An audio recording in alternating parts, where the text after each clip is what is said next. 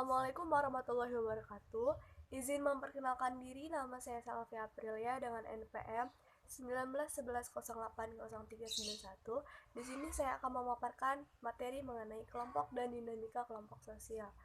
Untuk memenuhi tugas kelompok mata kuliah bimbingan dan konseling sosial dengan dosen pengampu Bunda Dr. Siti Raudatul Jannah, MPD.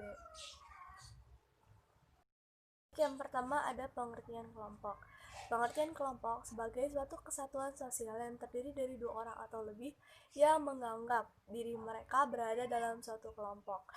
Dari segi motivasi dan tujuan ini, bahwa adanya suatu kelompok didasarkan kepada kesamaan kebutuhan anggota-anggotanya dan adanya usaha untuk memenuhi kebutuhan tersebut.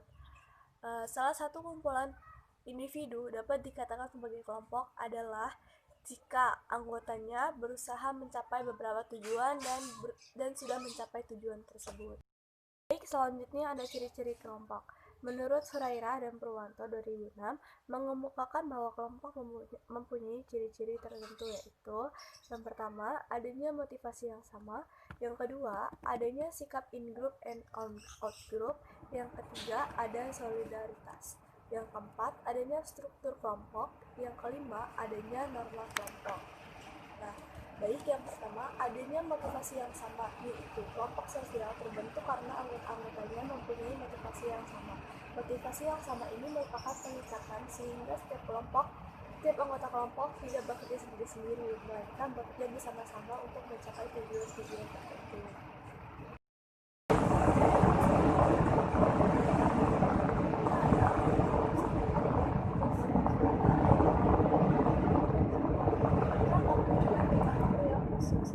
Apabila orang lain di luar kelompok itu menolak seperti mereka akan menyendirikan diri.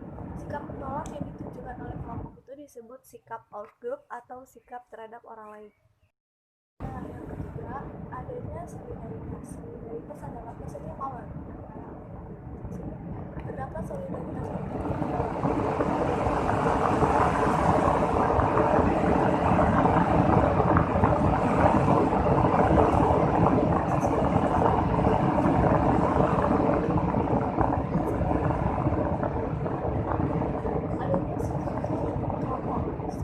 kelompok adalah suatu sistem mengenai relasi antara anggota kelompok berdasarkan peranan dan status mereka, serta sambungan masing-masing dalam interaksi kelompok untuk mencapai suatu tujuan tertentu.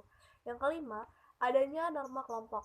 Ini maksud dengan norma-norma kelompok adalah pedoman-pedoman yang mengatur tingkah laku dalam suatu kelompok.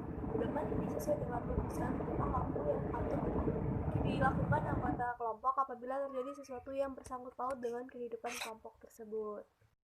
Baik, selanjutnya ada macam-macam kelompok sosial dinamika kelompok. Yang pertama ada kelompok primer, yang kedua ada kelompok sekunder, yang ketiga ada kelompok formal, yang keempat ada kelompok informal. Nah, kelompok primer merupakan kelompok yang di dalamnya terjadi interaksi sosial yang anggotanya saling mengenal dekat dan berhubungan erat dalam kehidupan.